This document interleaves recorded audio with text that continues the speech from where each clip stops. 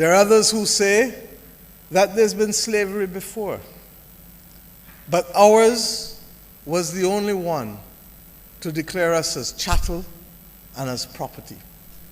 I stand here today on behalf of the government and people of Barbados, conscious that our duty is to repair, and our duty is to call for others to repair. Regrettably, our parliament was the first parliament, as you heard from Sir Hilary earlier, to establish the 1661 Slave Code, 2 decades before the Code Noir, which has just been repealed in France. That slave code came to be mimicked, copied exactly in some of the colonies of the United States of America and the Caribbean, and in others used as a platform for their own slave laws. It is the categorization of us as subhuman. It is the categorization of us as chattel, as property, that stripped us of our dignity first and foremost, but equally removed from us the choices that are necessary in life to truly express freedom.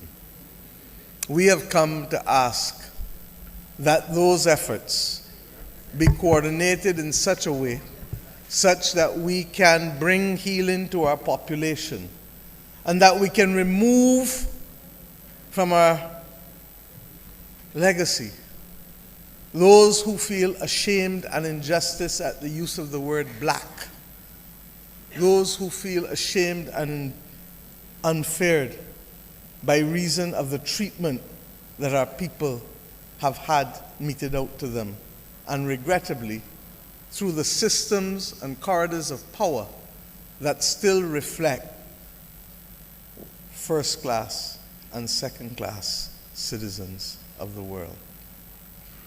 I believe that our working together with the CARICOM 10-point plan on reparatory justice, which has been revised and which we have brought some copies here to share in Accra, will add to the excellent work which you are doing and the establishment of the committees that will carry on the work for our people. These committees, however, will only mean something if we can stay together united and not allow division yet again to be the anchor for those who want to win against us.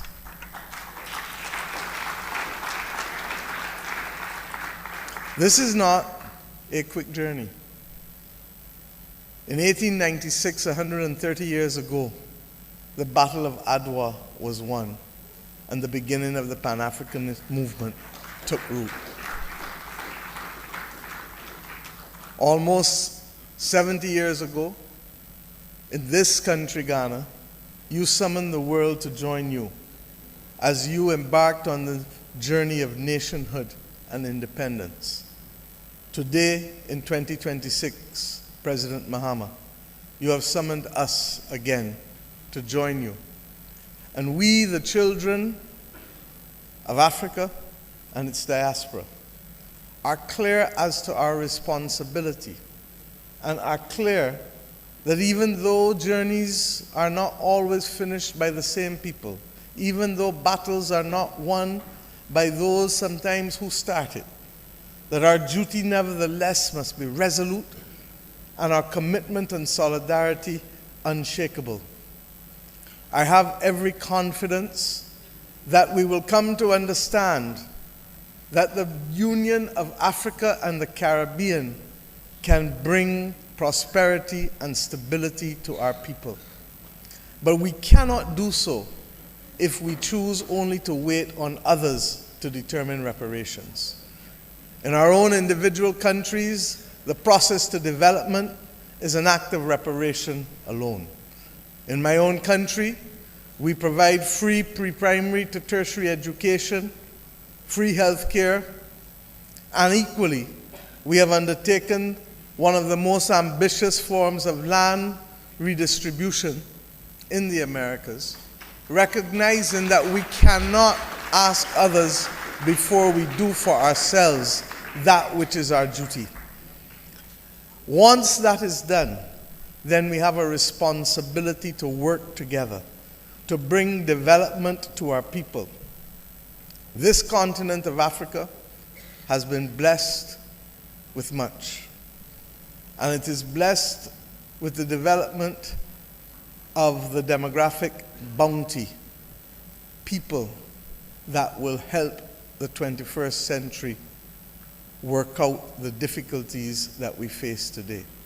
The world is troubled, but we have a pathway through reparations for ourselves, by ourselves, to start the process. And once that process is started, then it becomes easier for us to engage, not as an act of charity, as you have heard from these platforms, but as an act of justice.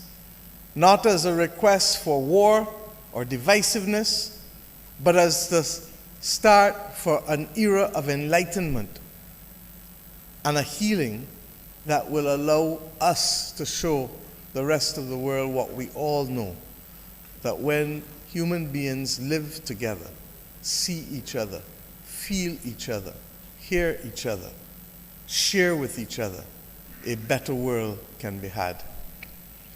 I call upon us here not to treat to this as just simply another event, but to recognize that in all that we do, domestically and internationally, that the time has come to remake and reshape the rules that allow our people to be seen, heard, and felt.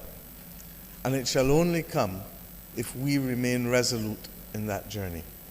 President Mahama, the people of the Caribbean have come to join hands. Our CARICOM 10-point plan did not just drop out of the wilderness.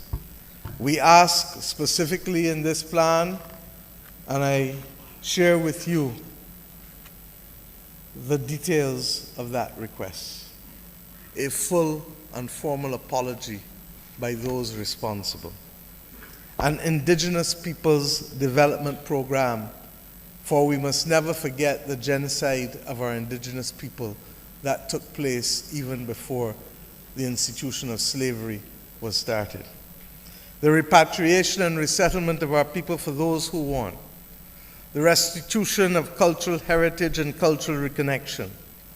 The remedying of the public health crisis that was as a result of centuries of exploitation.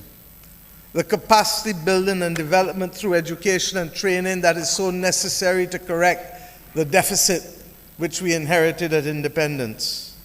The compensation for gender-based violence and assault on family, no different from the compensation that has been awarded to other nationalities such as the Japanese.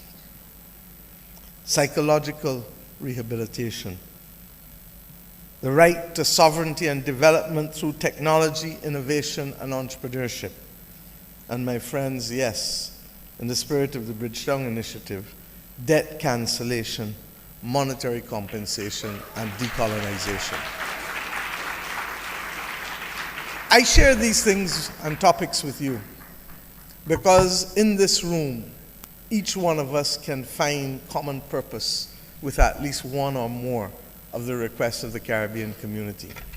And I ask us, therefore, let us not embark on separate journeys, but let us today reflect the unity of purpose, the recognition that whether it is through advocacy or advisory opinions or actions, our role is to ensure that there is no retreat from our requests and that we recognize that repair comes after recognition. For in all that we do in the rest of our lives, where damage is perpetrated, repair is always, always required. May God bless Africa and the Caribbean. May God bless Ghana and Barbados. May God bless each of us and give us the resolve to continue this battle, conscious that in Adwa 130 years ago, it was not expected that they could win. We today, in spite of the odds, know, in the words of Gramps Morgan just now, that Jah shall wash away our tears and that we shall win and survive. Thank you.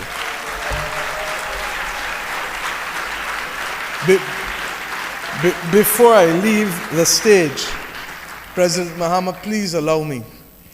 In Barbados, we will open later this year on the 28th of November a monument that reflects our reverence to 570 slaves that were buried on the Newton plantation.